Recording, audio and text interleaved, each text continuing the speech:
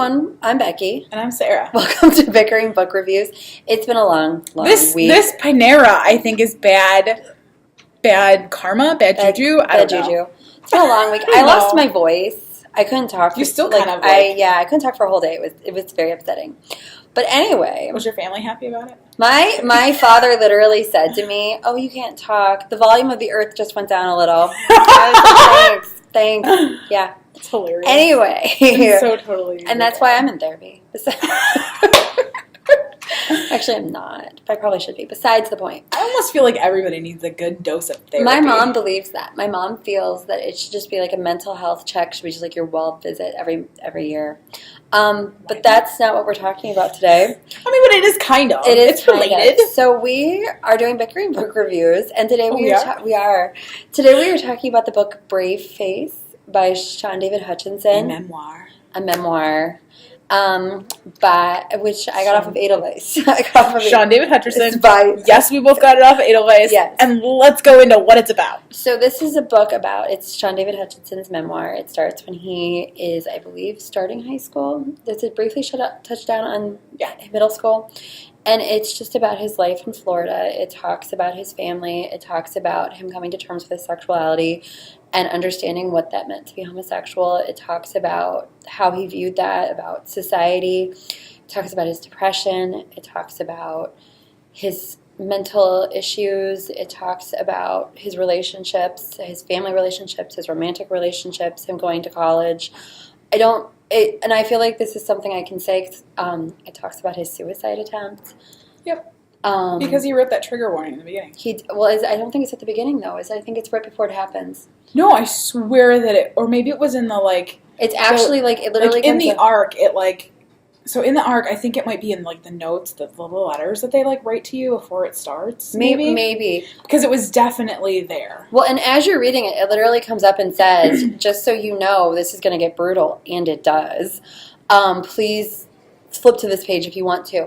The part with his suicide attempt, I literally had to set it down and I walked away from it because it was just so intense. But this book, he pulls back no punches, none. It's you know that this is him, and so this is kind of what I was saying before we started, but I feel weird talking about my feelings about this book because it's his life, and I don't want to judge his life. It's so weird. But, to be honest, I don't necessarily know if I would have liked to know him in real life. Not because of, his identity, but because he's kind of an asshole. But he kind of said that, in the beginning. He's like, I'm kind of an asshole. I didn't see that. I just, reading this book and, because he's apparently only, he's not that much older than I am. And he's talking about things, and he's talking about these experiences. And, yes, I think I'm, 5, maybe 10 years younger than him, maybe. But he's talking about, the perceptive of, the news. And I remember what he's talking about from a different angle. And I'm I never thought of it that way. And he's talking about how in the early 90s, he wouldn't let himself consider being homosexual because that meant he was going to get AIDS and die because that's what was in the news. And I was like, oh my God, that's... Well, and even as he further kind of talks about the caricatures that you can only find in the media at that time, because really all homosexuals were at that time were caricatures. Well, and he couldn't be. He was queer, not gay. Well, there's a part where he's talking about how...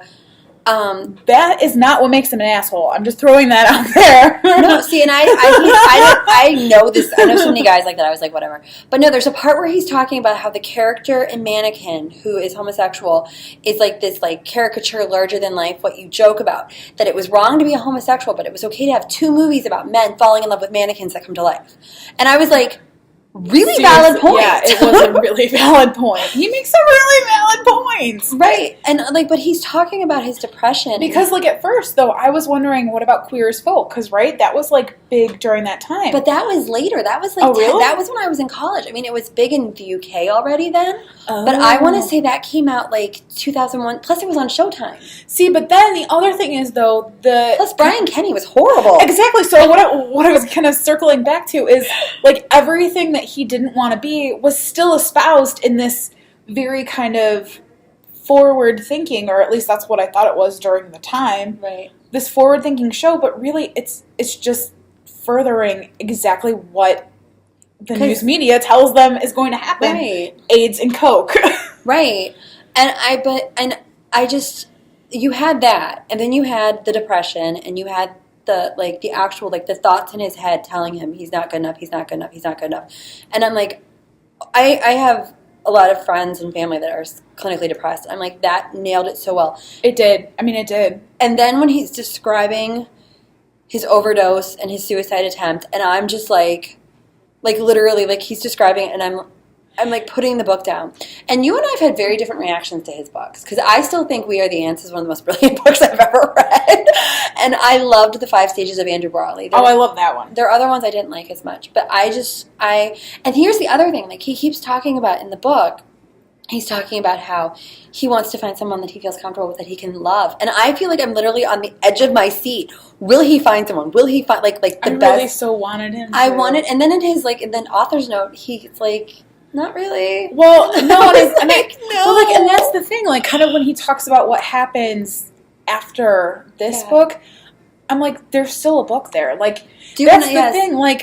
I think that a lot of adults his age, older, younger, kind of around that, could really identify with this and kind of feel validated by this. And I think that he could certainly continue on.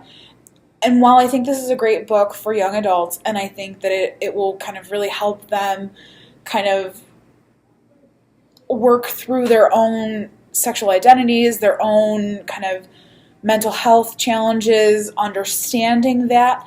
But I also think that there is an adult audience that would really appreciate the rest of this book. I think anybody could appreciate this book, particularly if you are around my age. You're you get what he's talking about. He worked at the Sunglasses Hut. I don't even think they have Sunglasses Huts anymore. I'm like, oh yeah, we had one of those at the mall. Yeah, we did. Oh, and then, oh my gosh, and he's talking about self-harm and all. Oh, the self-harm, yes. The self-harm. It was hard. It was really hard. But I also couldn't stop. Oh, I agree. When I finally did have to put it, like I said, the suicide attempt, I did have to walk it. But I read this book in a day. I couldn't stop. I was it's so well written. It's so well written. It really is. He's just telling you about his life. It's so well written, and I think that it is very kind of literary. However, he doesn't lose the voice. It still sounds like a college-age dude. Right.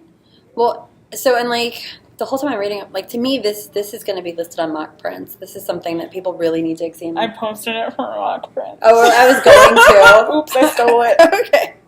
Well, anyway. Becky's going to shank me when we end this video.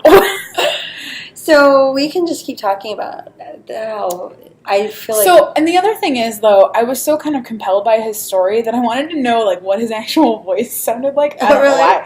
So I, looked up on YouTube, and in one of his, I think it was the School of Library Journal speech that I saw. Anyway, he's talking about the, one of the events that he has in the book. And I'm like, oh, this is from years ago, and now it's in a book. Well, and I was on his website after I read the book. I was like, what else happened? What is his life? So, what are your life story?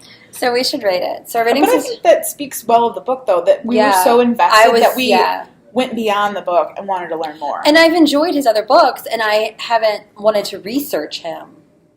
So I wish him all the best. I really do. Yeah. I wanted to hug him at some points. Right. We should rate it. Okay, I'm sorry. We're just I just keep going. Our rating system starts at the top with 5 unicorns. We go down to 2 unicorns. If we don't like it, it's a horse. I'm between a 4 and a 5, and I'm about ready to go 5. I'm going 5. I was between a 4 and a 5, and the more I talk about it, I'm just, because it's been almost a week, and it's just still there, and it was visceral. Yeah. I want. This is one of those books I go to people and I'm like, did you read this? Yeah. You need to read this. It'll change your life. Yeah. So that's where we are on Brave Face. All right. I'll see you around. See you around. Bye.